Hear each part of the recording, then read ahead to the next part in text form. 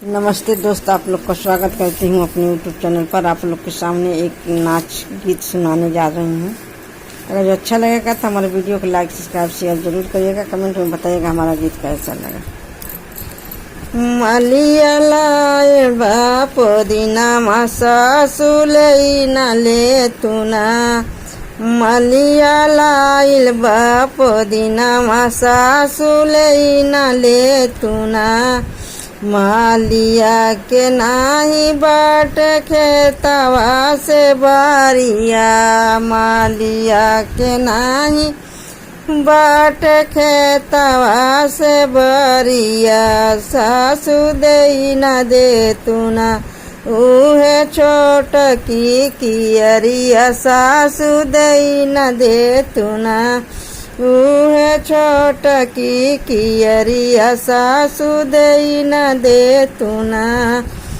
मालिया लाइल बाप दीनावा सासु लई न ले तुना, मालिया लाइल बाप दीनावा सासु लई न ले तुना, ना मालिया के नाही बागर से दुआरवा, मालिया के नाही बागर से दुआरवा, सासु दई न दे तुना उहे छोट की कोठरिया, सासु दई न दे तुना उहे छोट की कियरिया, सासु दई न दे तुना,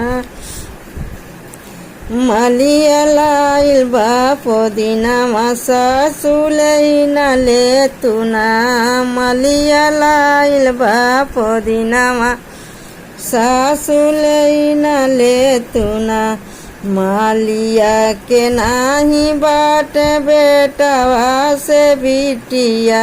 मालिया के नाही बाट बेटवा से बिटिया, सासु दई न दे तुना, सासु दई न दे तुना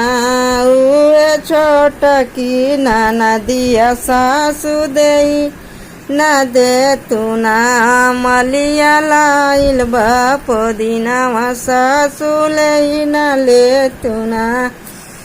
मालिया लाइल बाप दीनावा सासु लई न ले तुना।